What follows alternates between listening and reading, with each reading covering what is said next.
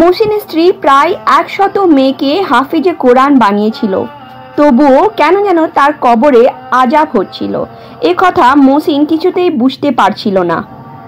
মা মারা যাবার পর মহসিন তার বাবা ও ফুপুর সঙ্গে থাকত। বিধবা ফুপু ছেলে ও বাবার খুব খেয়াল রাখতেন। বিয়ের বয়স হওয়ার পর ফুপু মহসিনের জন্য একটি নেককার মেয়ে পছন্দ করল। মেয়েটি খুব সুন্দর, প্রায় 100 মেয়েকে হাফিজে কোরআন বানিয়েছে। এই সব জেনে মহসিন একেবারে বিয়ের প্রস্তাবে রাজি হয়ে গেল। বিয়ের পর তার স্ত্রী তাকে সবসময় খুশি রাখত, কোনো কষ্ট দিত না। কিন্তু 5 বছর কেটে গেল, তাদের কোনো সন্তান হয়নি। হঠাৎ একদিন মহসিনের বাবা মারা গেলেন। তখন মহসিন ও দুঃখিত হয়ে পড়ল। অনেক দোয়া করার পর আল্লাহর রহমতে তাদের একটি সন্তান হলো। কিন্তু সন্তান হওয়ার পর মহসিনের স্ত্রীর খুব অসুস্থ হয়ে পড়ল। দিনের পর দিন ডাক্তার দেখিয়েও তার কোনো লাভ হচ্ছিল না। শেষে মহসিন তার স্ত্রীকে বাঁচাতে পারল না এবং তার স্ত্রীর মৃত্যু হয়ে গেল। মৃত্যুর পর মহসিন রোজ কাজে যেত এবং রাতে কবরস্থানে যেত। তার ফুফু তাকে দ্বিতীয় বিবাহ করার জন্য রোজ বাধ্য করতেন, কিন্তু মহসিন সাড়া দিত না। একদিন তার ফুফু রাগান্বিত হয়ে তাকে বললেন, মহসিন, আমার অনেক বয়স হয়েছে, আমি তোমার ছেলেকে আর সামলাতে পারবো না। মহসিন বলল, ফুফু, যে রকম এতদিন করেছেন আপনি আগেও ইনশাআল্লাহ করবেন। তখন ফুফু বললেন, এতদিন আমি তো তোমার সন্তানকে দেখাশোনা করিনি। মহসিন অবাক হয়ে বলল, তবে কে তাকে দেখাশোনা করছে? তখন ফুফু বললেন, তোমার স্ত্রীর ছোট বোন তাকে দেখাশোনা করত, কিন্তু এবার তার ভাই কাজ করতে দেশের বাইরে যাবে আর সে একা হয়ে যাবে। তার বিয়ের বয়স হয়েছে, ভালো হবে যদি তুমি তাকে বিয়ে করে ফেলো। মহসিন তখন চুপ করে চলে গেল। সে তার প্রথম স্ত্রীকে খুব ভালোবাসতো, কিন্তু তার মনে একটি চিন্তা হলো যে যদি তার স্ত্রীর ছোট বোনের অন্যের সাথে বিয়ে হয়ে যায় তখন তার ছেলেকে সামলাবে কে। সেই কারণে শুধুমাত্র তার ছেলের জন্য সে বিয়ে করতে রাজি হয়ে গেল। তার দ্বিতীয় স্ত্রী তার ছেলেকে দেখাশোনা করত, বাড়ির সব কাজ করত, কিন্তু তাদের মধ্যে স্বামী স্ত্রীর কোনো সম্পর্ক ছিল না। কাজ থেকে ফেরত এসে যখন মহসিন রাতে কবরস্থান যেত, সে দেখত তার স্ত্রীর কবর থেকে ধোঁয়া বের হচ্ছে।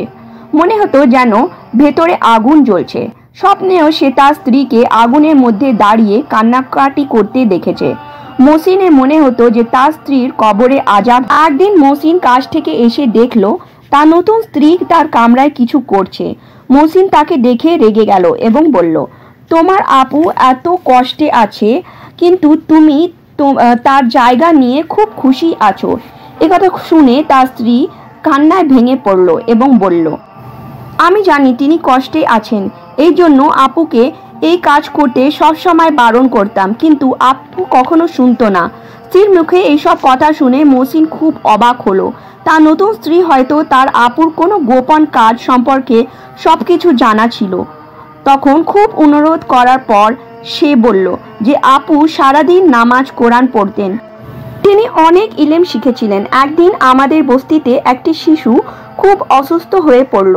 তখন আপু একটি পানিতে কিছু পড়ে ফু দিয়ে দিলেন, সেটি পান করে তার রোগ ঠিক হয়ে গেল। বস্তিতে তার একটা সুনাম ছড়িয়ে পড়ল। তখন থেকে কারো অসুখ হলে তার কাছ থেকে তাবিজ করে নিয়ে যেত। খুশি হয়ে আপুকে সামান্য টাকাও দিয়ে যেত। একদিন আমাদের ছোট ভাই বড় রোগে হাসপাতালে ভর্তি ছিল। ডাক্তাররা তার খরচ হলো প্রায় 1.5 লক্ষ টাকা। আমাদের কাছে এত টাকা ছিল না। হঠাৎ রাতে একজন অজানা পুরুষ আপুর কাছে আসলো। সে এক বিবাহিত মহিলাকে ভালোবাসতো। আপুকে এমন তাবিজ করে দিতে বলল যাতে তার তালাক হয়ে যায়। আপু রাজি হলো না, কারণ এটা তো হারাম কাজ। সে এই কাজের জন্য 1.5 লক্ষ টাকা দিতে রাজি ছিল। কিন্তু ভাইয়ের স্বাস্থ্যের যখন অবনতি হতে লাগলো তখন আপু তার জন্য কাগজে কিছু লিখে দিলেন ও একটি তাবিজ করে দিলেন। সে আপুকে অনেক টাকা দিয়ে গেল এবং সেই বিবাহিত মেয়ের তালাকও হয়ে গেল। এদিকে আমাদের ভাইয়েরও চিকিৎসা হয়ে গেল এবং সে সুস্থ হয়ে গেল। এরপর থেকে ওই রকম লোক আপুর কাছে বেশি আসতো। আপুর ও টাকার লোভ হয়ে গিয়েছিল। আমি একদিন লুকিয়ে দেখলাম আপু কালা ইলিম ও করছেন। আপুকে যখন রেগে মানা করলাম তখন সে বলল, এই জন্য আজ ভাই জীবিত আছে। আমি বললাম, ভালো হতো যদি ভাই মারা যেত।